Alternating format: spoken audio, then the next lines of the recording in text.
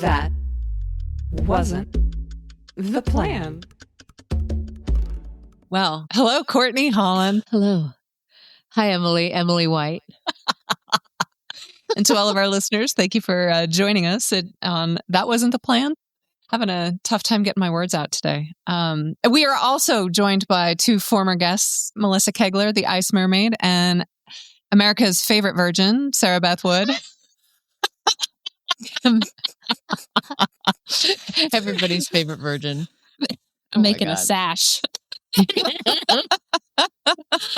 And we have one very special guest today. Courtney, I'll let you introduce her. Well, I think Poppy is the name because no one wants me to name her Patricia, which cracked me up. This is our new little lady. And all she wants to do is just do this. And my uterus is finally silent. She's finally stopped crying for a baby animal every time I see one. So, God bless her. God bless Patricia. Patricia or Phyllis. I wanted to name her Phyllis. I love be a P.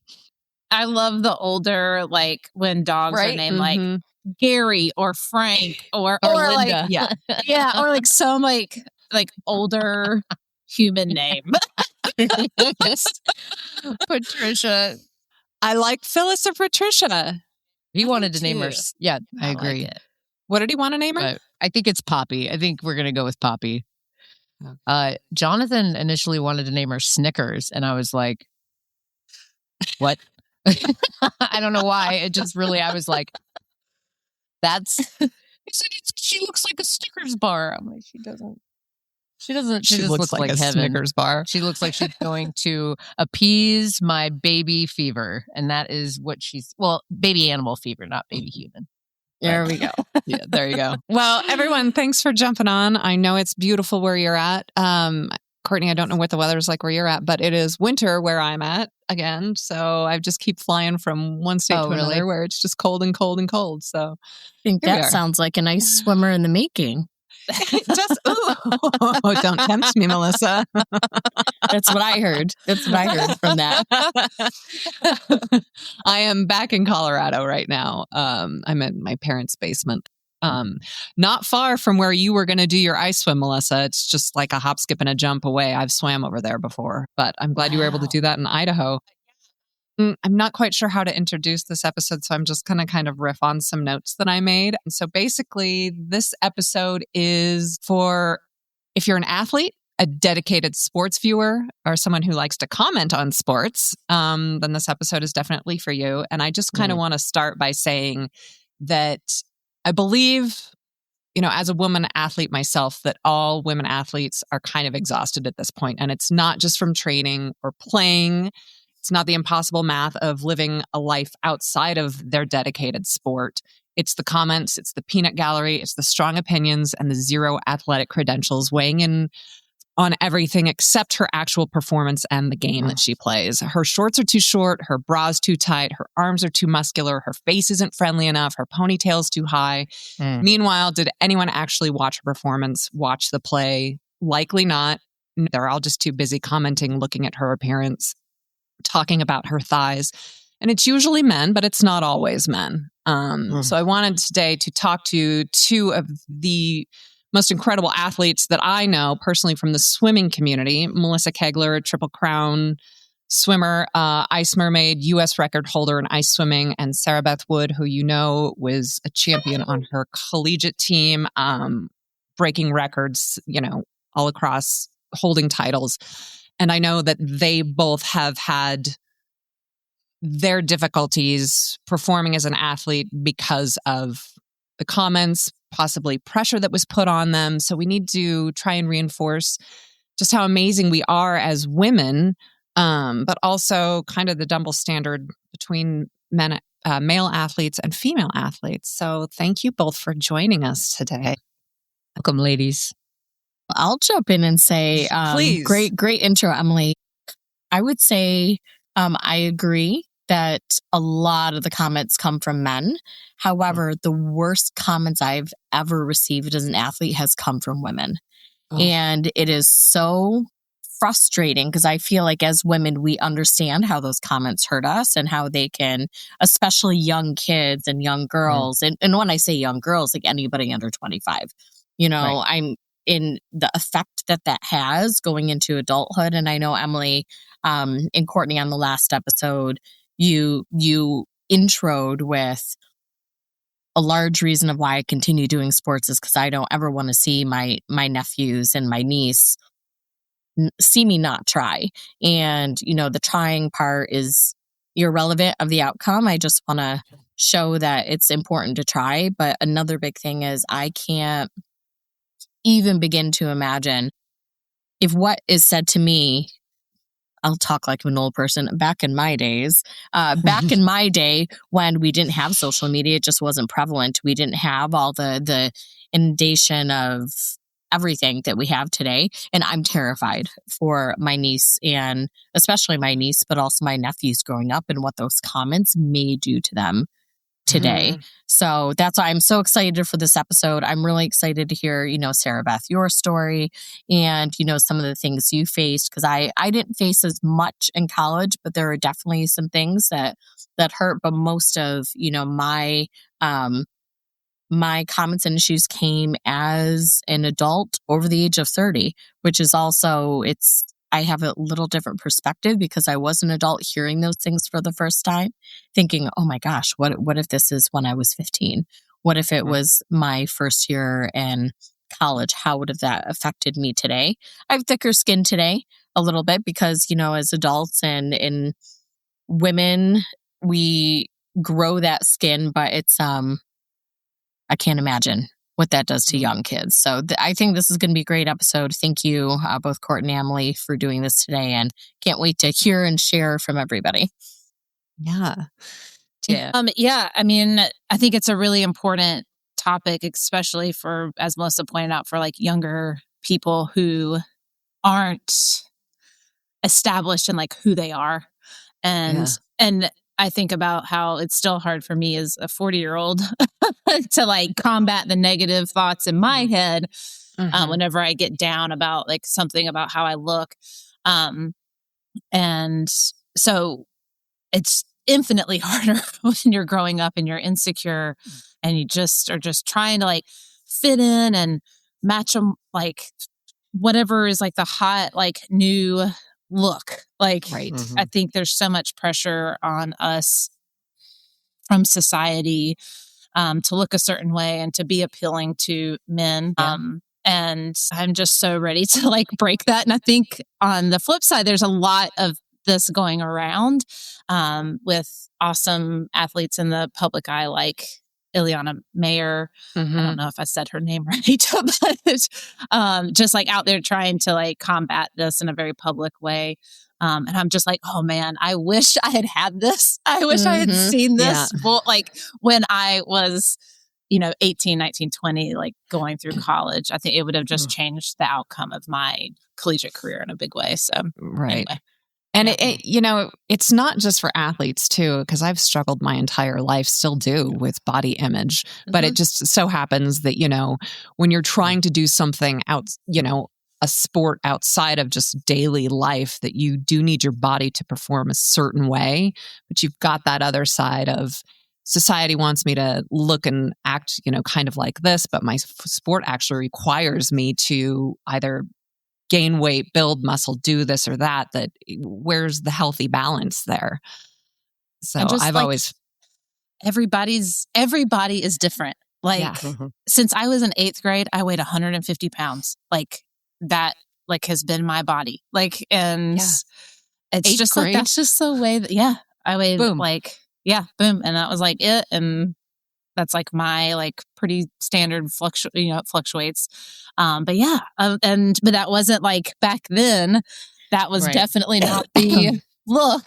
Like in the late 90s and early 2000s, it was like, how skinny can you be? It was how awful. wafy.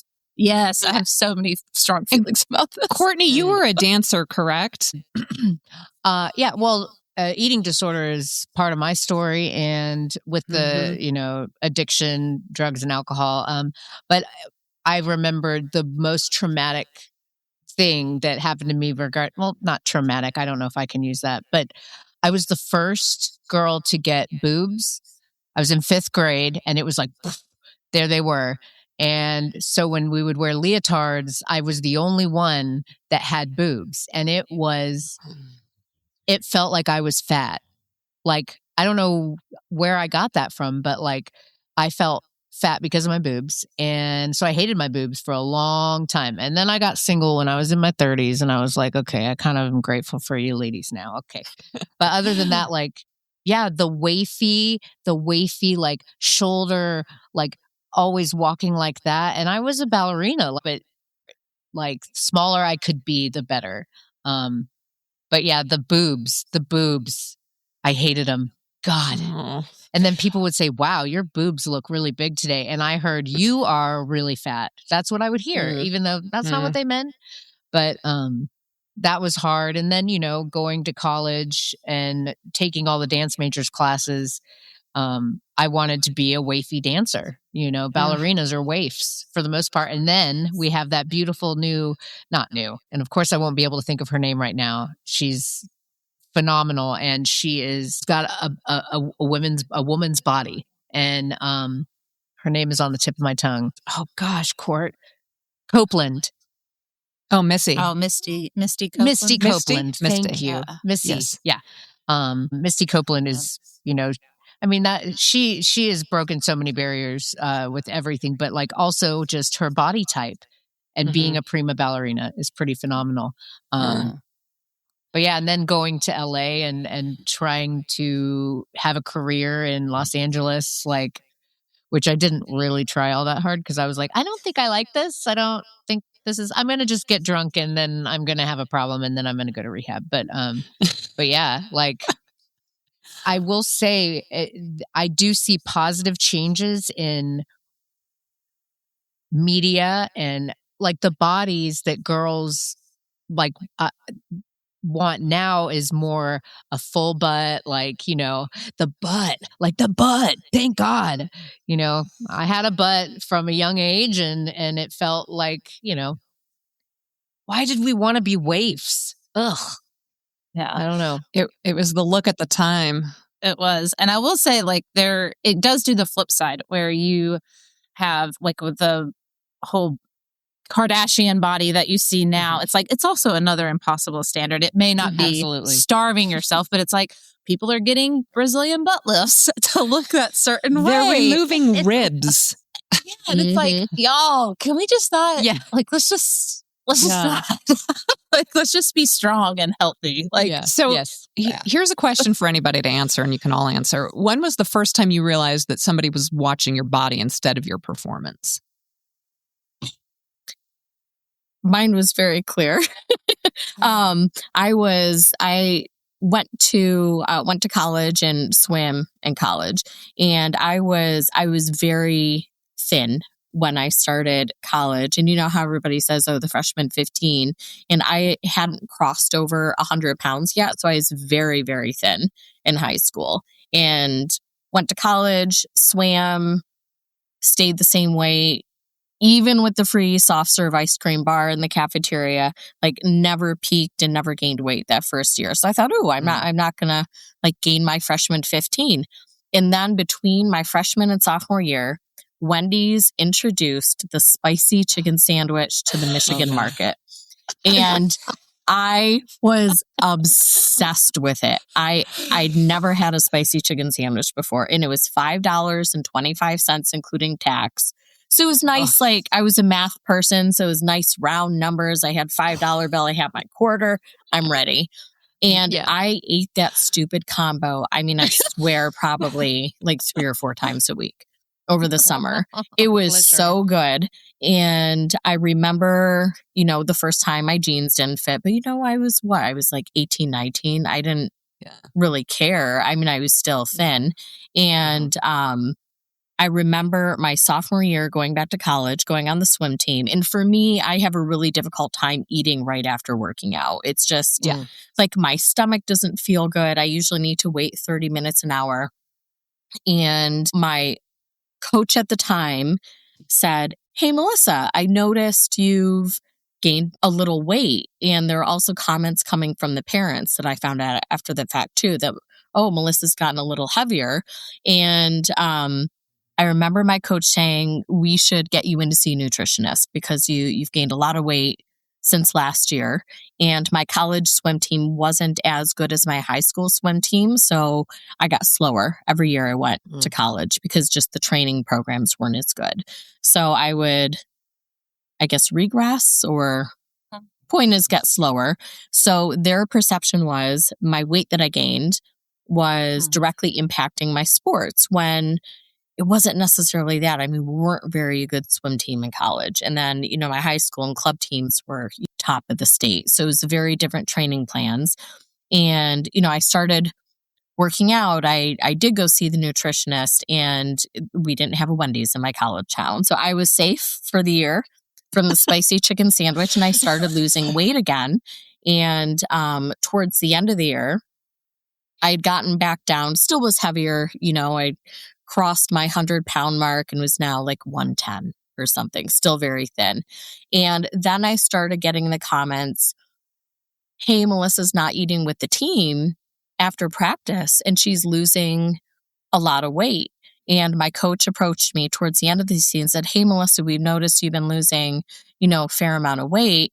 And, I'm 5'2", so 10 pounds is a lot, on a short frame. We noticed you're losing a lot of weight. We heard you're not eating with the team. Are you sure you're okay? You should go see a nutritionist to make sure you don't have an eating disorder. And I thought, wait a minute. So 4 months ago, I was too fat and I needed to go see a nutritionist because you just looked at me. And now it's the end of the season. Nothing has changed except for Wendy's not being in my college town. And all of a sudden, I'm too thin and I need to go see a nutritionist because you think I might have an eating disorder. And that was the first time I thought something isn't right here. Why do they even care? I'm doing everything the same I did last year. And I ended up quitting the team that year because it was just so, the back and forth was so traumatic with people focusing on me. I wasn't getting any better when I was in college. It was all negative, and I wasn't fast enough. I was getting slower. I eat too much. I don't eat enough. I don't eat with the team. I'm not what they're looking for. And I feel like I'm very fortunate because I was smart enough at that point in time, or maybe not smart enough. That's not the right term. Because I think you can still be smart and just not aware. But I was the first person I knew that was getting approached. So I didn't have any reference point. And I just said, it's not worth it. I have lots of other stuff going on. I like school. I loved school and I loved my classes. So I don't know. I'm not doing good. I'm going to quit. And that was the end of it. And it wasn't until later on when I started talking to other athletes, and I wish I knew this at the time. It's all the coulda, woulda, shoulda things. I wish I knew at the time other athletes were going through the same thing, and they made the decision to hurt themselves, and they made the decision to not eat, and they made the decision to throw up or force feed themselves when they shouldn't have. I remember another girl, she was a vegetarian, she's on the track team. And she's the first vegetarian I knew. I never knew anybody else. So I was curious about what a vegetarian was. And she would eat bacon over the weekends and eat meat. And she would sit at lunch and cry. And we finally got into conversations because her coach said she was too lean. She needs to build muscle mass. She needs protein. I don't know if we didn't have protein powder at that point in time, but it wasn't a thing back then. Mm-hmm. Yeah. So she would force feed herself meat on the weekends. And it broke my heart to see her do that to herself, knowing that it's not her beliefs. It was everything against what she stood for. And the more I started paying attention in the school, and the more I thought, oh my gosh, is what happened to me common? And I wish I knew then that it was, because I didn't. I wasn't, even though I was in athletics, I wasn't tight in the athletic community because I loved academics so much. And I just wish well, Sarah Beth, as you said, I wish I had that person when I was like 18, 19, and 20 that was talking about those things, that was having a different body type, that was prevalent in speaking up. And I just wish I could go back in time, because I remember like that was the beginning of seeing these things, is when I went back to school. There was nothing that changed except for this restaurant that wasn't in town. And why did people care? I mean, why, and especially why did the parents care that I gained weight? I mean, 110 pounds is not that big. I mean, it's Not at all. less than half my body weight, or more than half my body weight now. I mean, I'm like 2 of me back then, and it hurt so bad. I just wish I could go back and do something. And that's kind of like, that's why this topic is so important, because I hope somebody hears that and realizes, wow, somebody said that to me. That's kind of messed up. I think something might be wrong. Yeah. Sarah Beth, you had some issues swimming in college too, didn't you? Or did you? I did. Yeah. So on our college team, and I was in college, just to give like time reference, from 2003 to 2007. And we did weigh-ins on the team. God. Oh, wow. And Is that normal? In swimming? Yeah. Is that normal? I feel like I've heard that happening. Yeah. On our swim I team. know it's Yeah. for like wrestling and stuff, but I've Yeah. never heard that for swimming. So we would do weigh-ins. I do know that they do not do that anymore, which is great. I was fortunate because I have a lot of muscle mass. And so my weight, the number, like, is high, but I'm 5'7" and I have a lot of muscle. So it's going to be higher. And I look like an athlete, like the traditional view. A lot of other women on the team didn't. Their bodies were different. And so I think that they had probably a different relationship to those weigh-ins than maybe I did. And I don't we didn't talk about this stuff. Like, we didn't talk about the weigh-ins. We didn't talk about nutrition. Like, it was just not a part of the training regimen, and it should be. But during between my junior and senior year, I was like super anxious. I had a great junior year.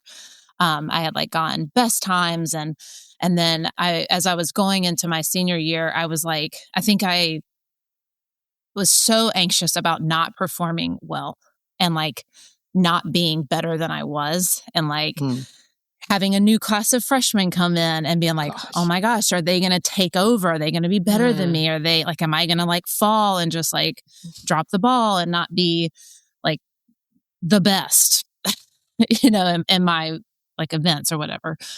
And I think that paired with the what was considered attractive and sexy at the time for women, which was being super thin, something that I never was. I think those two things compounded on each other, and I developed a really bad eating disorder. I was anorexic for a couple years, starting between my junior and senior year of college.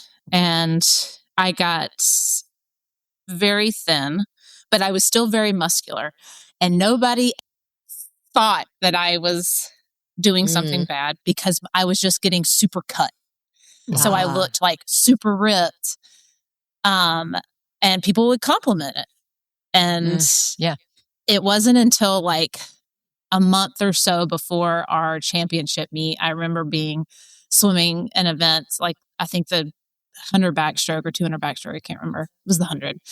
And I remember pushing off the wall for that last 25. And I was like, okay, turn it on. And it was literally if you tried to crank a car and there's no gas, or the battery's dead. It was just my body was like, nope, there's nothing there. And it was awful. And then my coaches were like, oh, we need to get you in to see somebody. We need to. And I was so oblivious to it. I have never been more unaware of what was happening in my body. I wasn't intentionally restricting my eating. I was, but it was not until after the fact, when when that whole breakdown happened, that I realized what I had actually been doing. And when I spoke with one of the trainers in the athletic department and then went and saw a doctor, and they were kind of asking me those like questions, that I realized what had been happening. Yeah, it was really wild. I was like, I've never been that like unaware of what I was doing to myself. It was pretty crazy to have, and then like have somebody put a mirror on it. And Yeah. You just thought that, oh, here I am, I need to lose some weight. And then immediately your brain just went to stop eating. Every time you'd load up your plate, it was less and less. Yeah, I think, I don't even know if it was that like intentional. I think a lot of it, I think I had a lot of anxiety, and it kind of all just compounded. And yeah, it was, because at the time, like, I mean, I think we were living off campus too. And so it wasn't like you were going to the cafeteria. So you were kind of, on your own for like feeding yourself. And I think that left it up to like, you could restrict and not buy as much and not eat, not have all the options just like readily available to you, like at the buffet, like in the eating hall. I'm still like, I still think about this all the time. Like, what went wrong? What happened? Like, and it does, like, I'll wake up at night and be like, oh my God, that was just an awful time. How did this happen? And I'm rambling now, but it was really, really bad. And I'm still trying to, like, I think, come to terms with that a little bit and just accept that that's how it was, because my collegiate career didn't end the way that I wanted it to. And I never got to like hit the goals that I wanted to hit because I hadn't been treating my body well. And that was it. Yeah. And like, to your point, you can't perform if you're not fueling your body. And Melissa, I know this is huge for you because of what you do. You're ice swimming. You have to protect your internal organs in that freezing cold water. And in order to do so, you've chosen to gain weight. And that was really hard the first time I started doing that. So I originally started gaining a little bit of weight for my English Channel swim, because I thought the water is going to be cold. Everybody said it's going to be cold. I just want to be safe and gain a little bit of weight. And a really good friend of mine, when I was, going up in clothes sizes, because that's, the first thing you see, especially at work when you have jeans without the elastic waistband, the first time that button doesn't button, or you got to do the shimmy and wiggle to kind of get in them. And I remember when that started happening, I thought, oh, okay, well, this is interesting. I don't know that I like it. But at the same time, I didn't really care because I knew it was a purpose. And my good friend said, well, would you rather be so vain you don't achieve your goal, or set vanity aside temporarily and work on it and achieve what you wanted to? And that really got me through the English Channel. And there's a lot of controversy in the marathon and ice swimming world of, does weight gain really matter or not? I think we talked a little bit about on the last session too. And for me, I just didn't want to. I always go back and think about that. If I don't gain the weight, I don't want to fail and think, man, if I had just like put vanity aside, if I just stayed in that jean size, and if I just not cared, if I just gained that extra 10 or 15 pounds, would that have made a difference?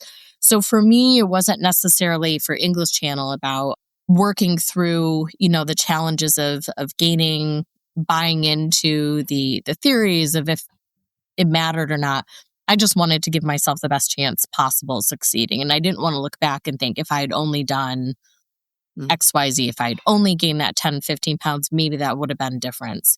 But then the whole plan for that wasn't the plan. The whole plan at that time was to stop after the English Channel and not gain any more weight, and kind of get back into that dress I had in my closet that I bought, of, this is going to be my post English Channel dress. I'm going to lose the weight when I'm done, and I'm going to fit into this sucker. And then I discovered ice swimming, and it was, okay, well, I'm going to gain a little more weight, because at that point in time, I could feel the extra 5 and 10 pounds helping with the cold. And I thought, okay, I'm going to gain a little bit more weight. And then my goals started getting bigger, and I had to, really dial into nutrition and how do I gain weight healthily. Luckily, when you gain weight, you give yourself a little latitude of eating crap. More crap than you probably should, but you still got to be healthy. But the perception was like today, I've never had one of these before. It's a caramel frappuccino with extra whipped cream. And sounds delicious. I just thought, you know what? I've never had one of these, but it showed up on the menu and I thought, I'm going to get that one and I'm going to get the big one instead of the little one. So when you get things like that, and when you are eating a donut, because people bring donuts on Saturday at swim, people look at you and they look at your size, they look at what you immediately have in your hands, and they say, she doesn't eat healthy. And they don't stop to think, maybe this is an occasional treat. Or, again, I've never had one of these drinks before. It just looked good today, and it's probably my full day of calories, and I don't really care because it's fun for me and I'm going to have it. But the perception is she's eating unhealthy. She's not, she eats like this every day. All she eats is donuts and chips and all the bad stuff. And especially with ice swimming, when I was gaining weight, of course I eat that stuff, but I'm also eating a lot of extra vegetables. I'm eating, a bigger salad, and that comes with extra dressing. So it's all these little things that kind of add up over time. If I do get, a smoothie, I'm getting the protein builder, which has a lot more protein, and I'm getting the big one. So all these little things to, help gain weight, but do it the right way. I'm not sitting here eating 24 donuts on my couch in the middle of the day, but people don't see that. And that kind of translated into, some of the negative comments. Like the amount of comments I got at the gym about my weight is just like unbelievable from people. The amount of times people said, wow, you're a really good swimmer. You look really good in the water. You know what? Here's my card. If you gained a little bit more speed, you could probably do that if you lost about 10 pounds. And why don't you come see me for a personal training session? And I'm thinking, I don't need one, actually. Thank you, but I'm good. Mind your business. Gosh. I know more about my sport than you do. Yeah, it was just so many. And so many people would say, you could be this if you did this. And, sometimes I just want to say, actually, you realize I'm the U.S. record holder, right? There's nobody else in the country better than me right now for distance ice swimming. So I know my sport. Here's my medal.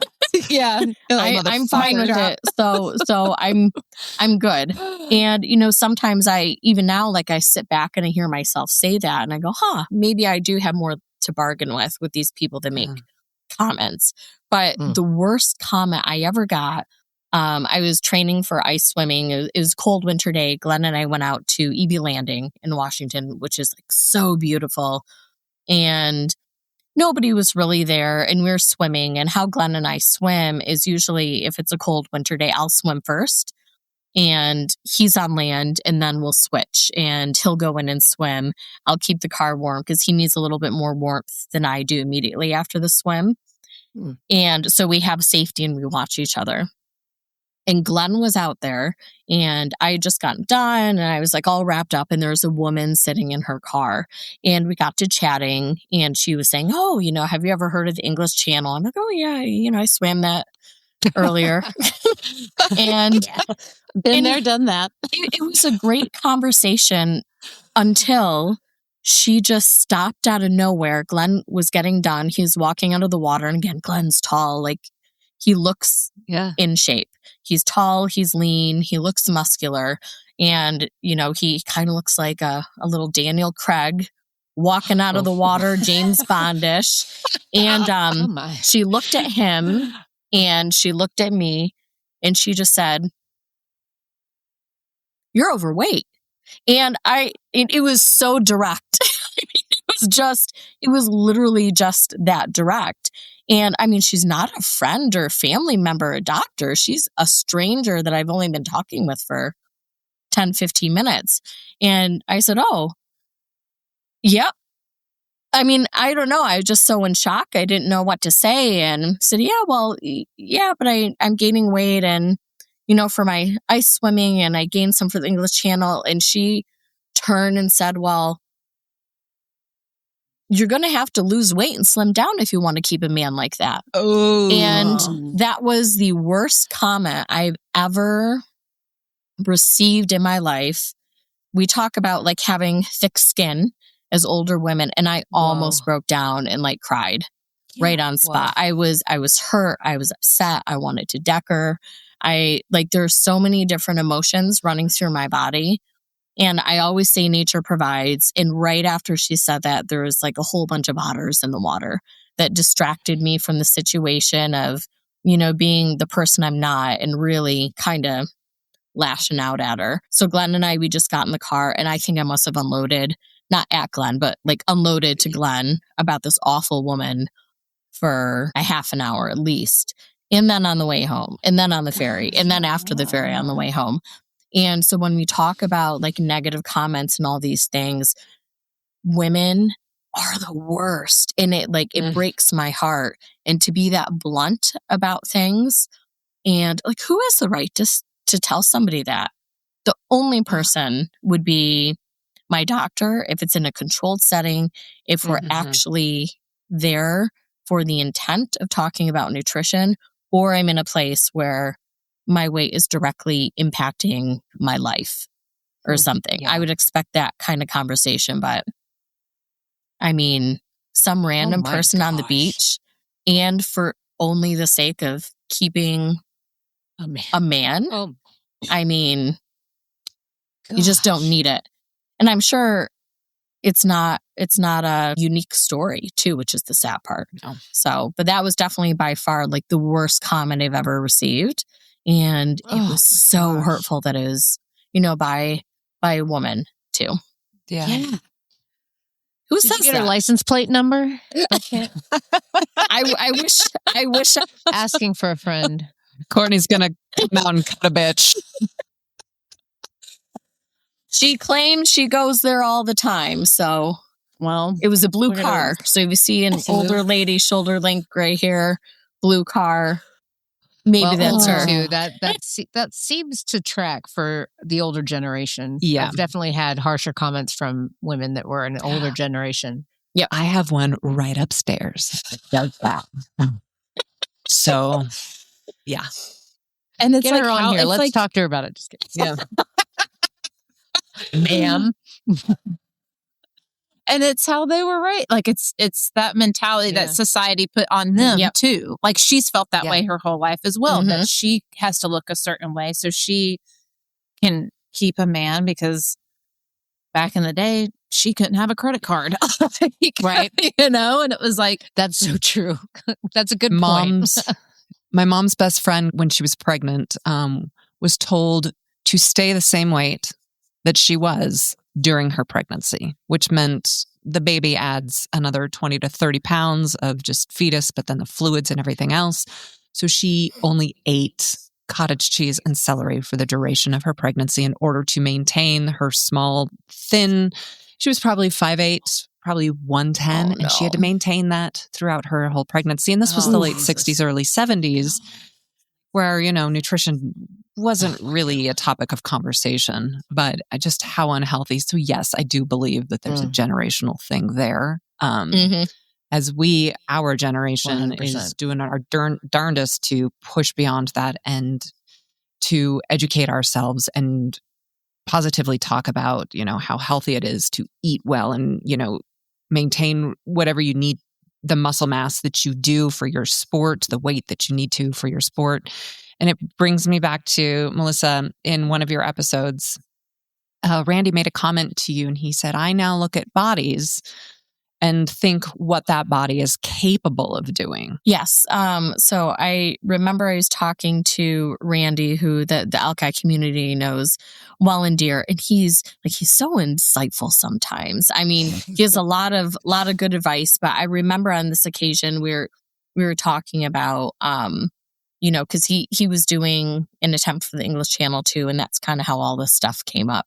And we were talking about bodies and smaller people and bigger people and, just what they look like and the false perceptions of size. And I remember him saying, I'm really looking at people, and instead of looking at someone and judging them and thinking what they can't do because of their size, what a thin person can't do, what a big person can't do, what a muscular person can't do. Look at them, and instead of judging them and framing this, constructing and framing this idea of what they can't do, why don't you push that aside and look at a person and say, wow, they have an interesting body. I wonder what their body is meant to do.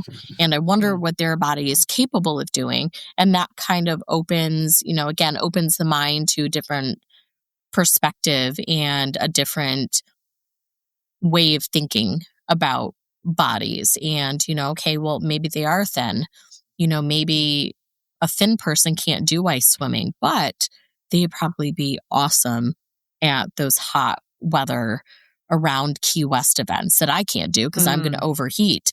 And, maybe a bigger person can't do that, but have they ever tried ice swimming before? So there's all these different things that different body types, can do, but then also they can change and shift their body type. It's not like, they're going to stay that way forever. Maybe they want to, maybe they don't. I know if I want to get into warm water swimming, I am going to have to swim in an indoor pool. Step one. Whoa. Go inside. Oh, no. Go inside. So that's like the first hurdle of getting to an indoor pool. I do know I am probably going to have to lose some weight because I'm pretty warm with all my insulation, and it's serving me very well right now. But, I was just in Texas visiting the kids. I tell you what, I was sweating my tail off. I woke up sweating. I ate lunch sweating. I was outside walking sweating. I was showering sweating. I swear it was hot. But you can't do all that until you get your unicorn swim in. So exactly. Well, and then I start thinking, do I really want to do this? I mean, do I really want to change my body for a different type of goal? I don't know. But if I do, how do I do it healthily? And how do I not give in? And this is another thing, which I don't know, could be an entirely different thing, but how do I do it without taking drugs and medication now? Because ads are everywhere. There's always a new drug, a new medication. Back in our day, it was the exercise infomercials of the Thigh Master. Ooh, I'm going to lose weight if I get my Thigh Master. I know. Hilarious. So there's all this stuff. And that's another thing. I think people should also be able to, the freedom to change their bodies and do it the way they want to and lose weight, gain weight without that stereotype too. Yeah. So, Yeah. Oh, yeah. I remember those. Yeah. Get those crunches. Yeah. Yeah. I did purchase the Thigh Master. My mom did. And I remember thinking, I'm going to do it in front of the TV. Oh my God. And then I did it. I was it made a creaking noise. And then I was like, oh God. So I am now a aerobics instructor. I'm one of, it's a family lineage. My mother was a jazzercise instructor, and then my sister became a jazzercise instructor. And all my life, I'm like, that's the dumbest thing I've ever seen in my life. I'm never doing it. And then I turned 30 and I was like, I too will become a jazzercise instructor. So it's hilarious how it happened because I was like, yeah, right, never. And I love it. I've gone through a couple of periods in my life, which I know a lot of us have, where I've lost a ton of weight because of stress and depression, and then gained it 3 times fold. So when I started teaching, I had just become sober. I was heavier. I'm heavier than I had ever been. And my dad was his heaviest at this time too, and we weighed the same. And I was like, don't love that, but with sobriety, there was a lot of joy. There was a lot of, so I then was, making these changes. I became an instructor. And so slowly the weight came off in a very healthy way. It took about 2 years. And And it was so much fun because every pound I lost, I'm so delusional. I was like, oh my God, I'm a size 2. And I'd go and I'm like, nope, we're still in the double digits. But I felt so good about myself. It didn't matter. Yeah. So I've maintained a body type, since, because I was certified instructor in 2012. So anyhow, long story short, I did go through a period of time in recovery and sobriety where I had a bunch of tooth surgeries, and I went through quite a few life changes at once. I was let go from a dream job I had, a relationship ended, and then I had this awful teeth stuff. So I lost a lot of weight, and not intentionally. And I look back at videos now and I'm like, oh wow. But I went to a class and I remember I felt good for the first time. Like I felt like I was coming back out of it. And a woman approached me right. And she's an instructor. She approached me right after class and she goes, oh my gosh, Courtney, you're wasting away. I am so worried about you. And it took the breath, because, I remember the days when people would say like, oh my God, you're too thin. And I'd be like, thank you. Like, I want to look like I'm dying. And this was a moment where I was so angry. And I also thank perimenopause for kind of giving me this, a little chutzpah and being like, you know what, I'm not okay with that. So I went up to her and I was like, I hope you don't talk to any other students about like that. I was like, you just took the wind out of my sail. I was like, I was so feeling okay. I know I don't look great. I know I look sickly. And it made her cry. And I didn't feel bad because I was like, I think she had said this to other women, just commenting on your body at all. Like it wasn't necessary. And I had just gotten done. I'd forgotten, I had no butt. I was like when you pick up a frog and their legs hang down. And I just looked like a, sickly old bird and with dentures. So I was like not loving life. But of course the boobs were still there. I don't understand these boobs. They're like, we're not going anywhere. But I remember for so long, the compliment was, you look so thin. You look too thin. And it was like, and now I was on the other side of that where I heard, you look like you hate yourself. Like that's kind of how, and that was kind of what was going on. I hated myself. And that's why I also hated when I gained a ton of weight, because then I felt like the way I felt about myself inside was showing on the outside, and same with losing a ton of weight. So both sides, I was clearly not being kind to my body, and my body that does so many wonderful things for me. And man, Melissa, what is your body capable of? That wakes me in the night. And I'm just like so inspired by that. Like to look at other bodies. What is your body capable of? Instead of like, oh, there's cellulite, there's not enough muscle tone, there's, sagging everything. But you really turned it for me, Melissa, just by that capable. That word is that was very powerful. But yeah, that was my first time actually standing up for myself and being like, I'm sorry, you can't go around. And I also said I struggle with an eating disorder. And so, this is pretty sensitive stuff to me. And I'm not commenting on your body. And she's beautiful. She's got a beautiful body. And anyhow, so that was, now it's kind of a running joke at the center that you don't comment to me about anything about my body.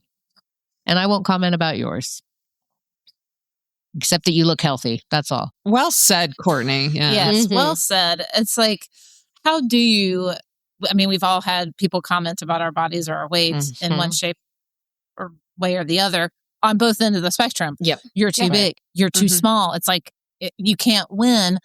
So a question for y'all is like, when you do see somebody that like, my friends, when I was going through my eating disorder, never really talked to me about it. They got angry at me. How so? Like if they wanted to go eat ice cream. I can remember one time, 2 of my girlfriends were leaving the house and they were going to go get ice cream. And I was like, well, I'll come with, but I'm probably not going to get anything. And they were like, no, then you're not coming with. If you're not going to get anything, you're not going to come with us. And I'm not like it's a really hard thing to deal with, I think, for like your friends to watch you go through something like that. Sure, and then you start internalizing that. We're all young women, like trying to I don't know, fit in. Like, Yeah. Survive. And I never really had anybody really talk to me about it in like a nice way. And it's like, how do you talk to somebody if you notice like somebody's maybe not looking the way that they used to, or like, what is a nice way of like trying to get to like that? Because like I could have used somebody to come to me and say, hey, what's going on? Like, you don't seem like yourself, and not make it about That's a body great way. image. Yeah. Like, I would say because that like would be clearly great. I was dealing with some stuff. Like I was like, oh, my anxiety is blossoming and this is how it's manifesting.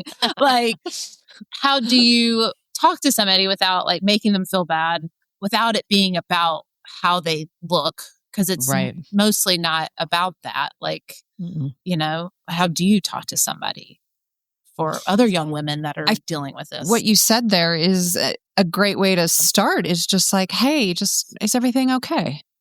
Yeah. Like, just start the conversation. You know, we had a guest on, Colleen Heber, and she was like, it's 4 simple words. And this was, you know, going through a breakup. Like, how do you start the conversation with somebody that you might want to break up with? And she said 4 easy words. We need to talk. So this is kind of in the same vein of, you know, approaching a friend or somebody that you might be concerned For with. sure, Just, yeah. you know, just being like, hey, do you want to go for a walk or something? Do you want to, like, is everything okay? Just want to make sure you're okay. So maybe that's the way. I'm no expert. I like that you don't seem like yourself. Yeah. That's There you really go. powerful. You don't That's seem like good. yourself. Yeah. Yeah, I know. 'Cause, like, I had somebody say before they were just checking in to make sure I'm happy with where I'm at in life, and just say, hey, how you doing? You know, are you happy with the way things are going? And, you know, then you start thinking about, I mean, I was, you know, at the time, so there wasn't really much to talk about. But, you know, I think about if I wasn't happy, there's probably, you know, how, you know, somebody says, oh, yeah, I'm fine. And usually the fine is the key word for aha. You know, Emily's not happy. She said she's fine, and it was with a tone. And then you can start. Then you can Don't kind ever of ask start. me how I'm doing, because that's always the answer. Yeah, 'Cause there's then always they something. can start drilling down a little bit. But I think, you know, going into approaching it kind of like you do for, you know, mental health and mental awareness is always a great subject, because I think they're all intertwined to some degree anyway. Your body's not doing well, you're not treating yourself well physically, you know, that's gonna hit up here too. Yeah.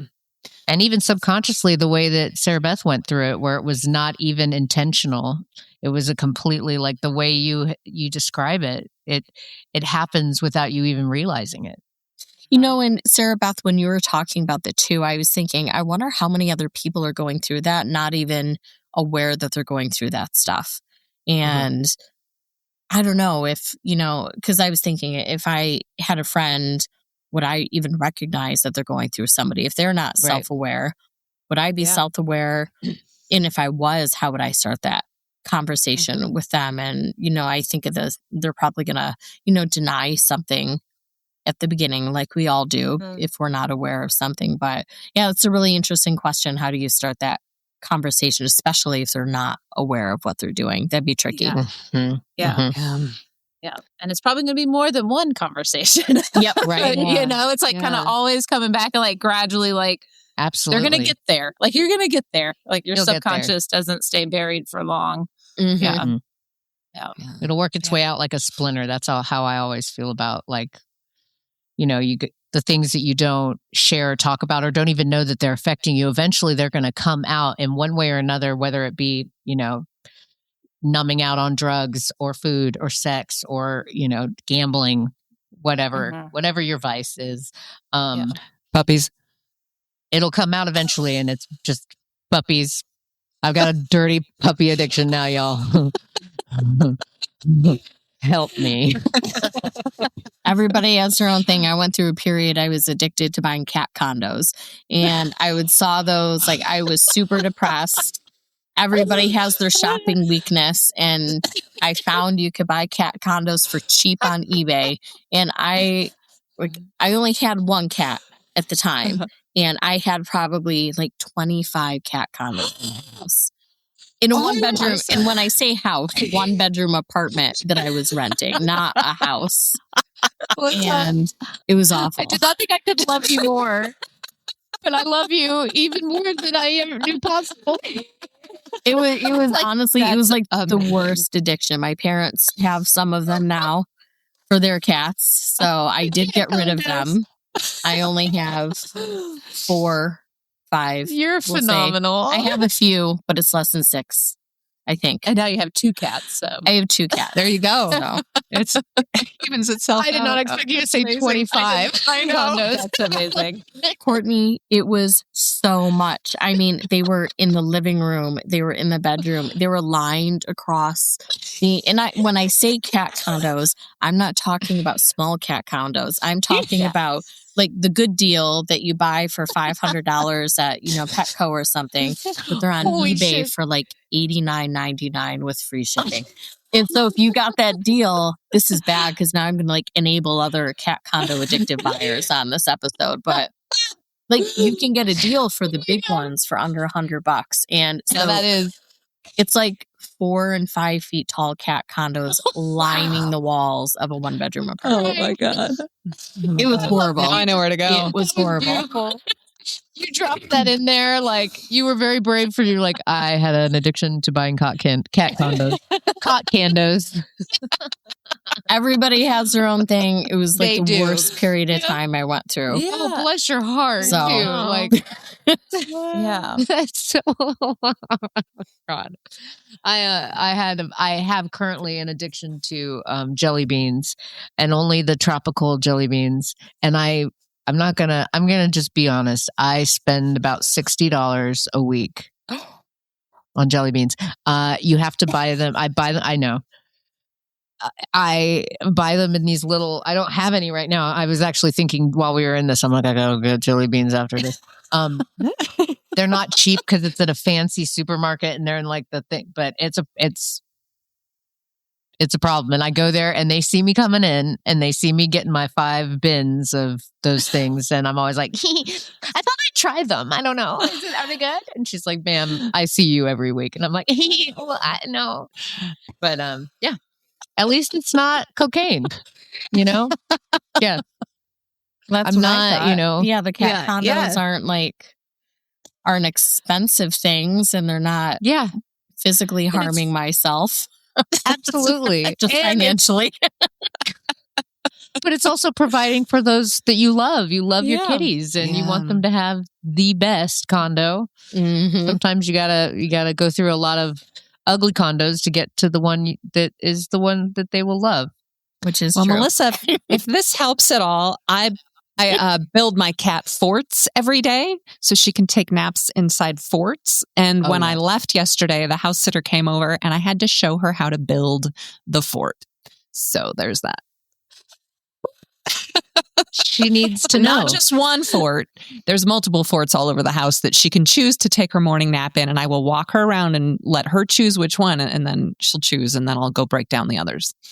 So my house doesn't look like it's just forts God, everywhere. I love animals. I feel like, do you guys have an episode on, I don't want to use the word crazy cat people, but maybe eccentric We need it. animal We need owners? it. I feel like Yeah, that could we'll be do it. one.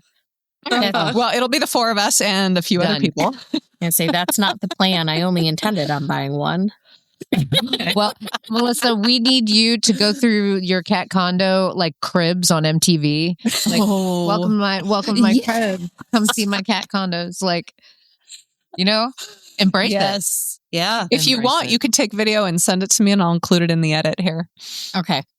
I can Yeah, do yeah, that. oh my God, She's going yeah. to be, this isn't a cat condo, but her window perch. She's like, Oh my She's God, just those like little arms. a That's her beam of balcony. light. She looks like an angel. yes.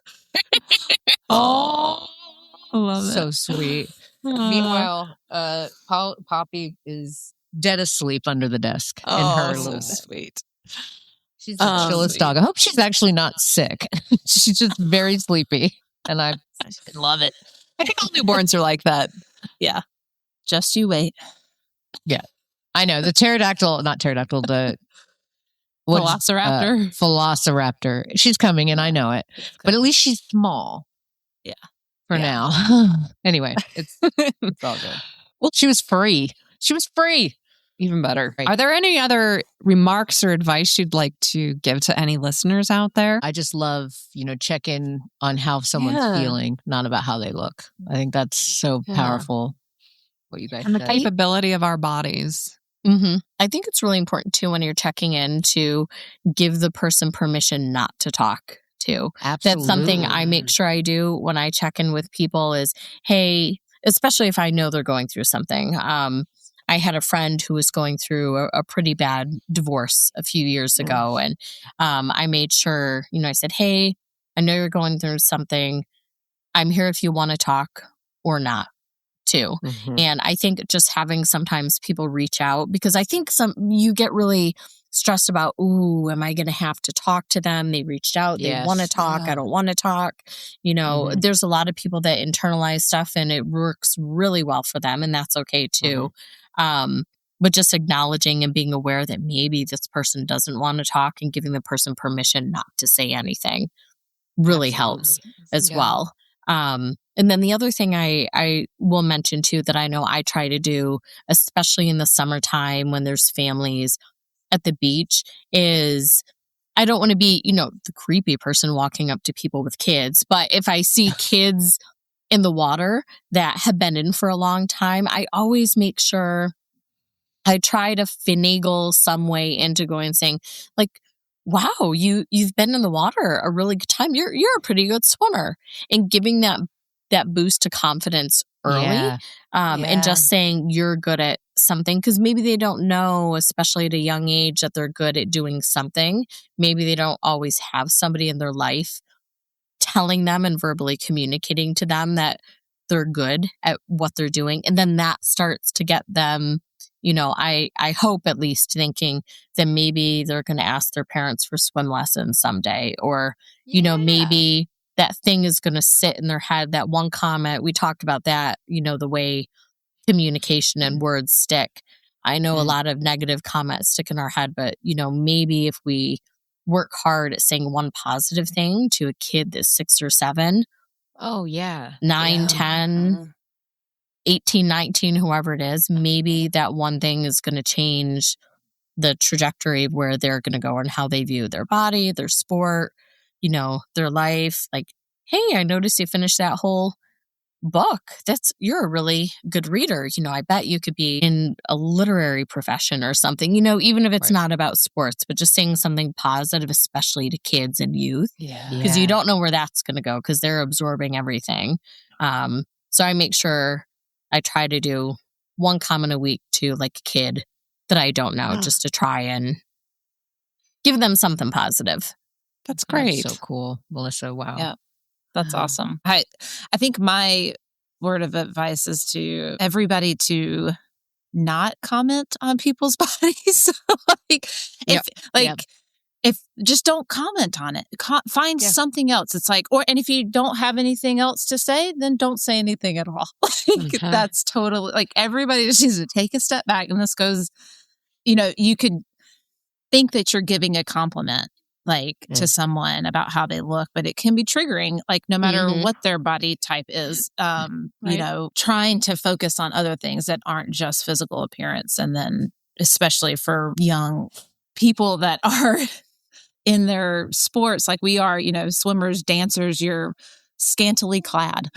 And, your bodies are out there on display. And it's like, oh yeah, we're already all so self-conscious about that. And, regardless of how we look or how confident we are, like everybody has their thing. And so comment, like Melissa, like you just said, like just telling somebody, hey, you look like you're a really strong swimmer. This looks like, or you look like you're having a lot of fun. Like, that's awesome. Like, I would love to find something I enjoy that much. I don't know, just like new ways of like talking about what people are doing instead of how they look doing it. And just not saying anything. Just having people, I love, Sarah Beth, what you said about you look like you're having a lot of fun, because I know in some of my play days at Alki, I look absolutely ridiculous out there, You're such an inspiration when you do that. Man, I'm having fun. And, I think about that some days. Like, I am at the heaviest I've ever been in my life. I'm in the healthiest relationship I've ever had in my life. I am just in a really, really great place. And for onlookers that don't know me, they'd probably say I look the unhealthiest that I've ever looked in my life because of my size. And man, but I'm happy. I'm really happy. I'm having fun. I'm like chilling with you guys, the cats, my caramel frappuccino. It is a great morning. Amen. It is a great morning to be me in the skin that I'm in today. Yes. Hell yeah. Yeah. Hell yeah. Yes. Oh. Love it. Ladies, Love thank it. you so much, everyone, for joining this conversation today. If you want to reach out and get in touch with any of us, Melissa, Sarah Beth, Courtney, or myself, you can reach us. You can email us at thatwasn'ttheplanpod@gmail.com, or go to our website at thatwasn'ttheplan.com, or find us on social media, YouTube. You can watch all of our videos there on YouTube. But we will continue to support each other and support athletes, whether that's dancing to swimming to rugby to table tennis and everything in between and everything that I can't even think of, right? Right. Oh, everyone, thank you so This much. has been lovely. I know. It's been wonderful. Thank you. And until next time, take care. Bye. Bye. Bye. Thanks for listening to That Wasn't the Plan. If you found it helpful, or at least mildly entertaining, a quick rating, review, and a click on the subscribe button would be lovely. And it genuinely helps us. And if a friend comes to mind, please share. Until next time, bye.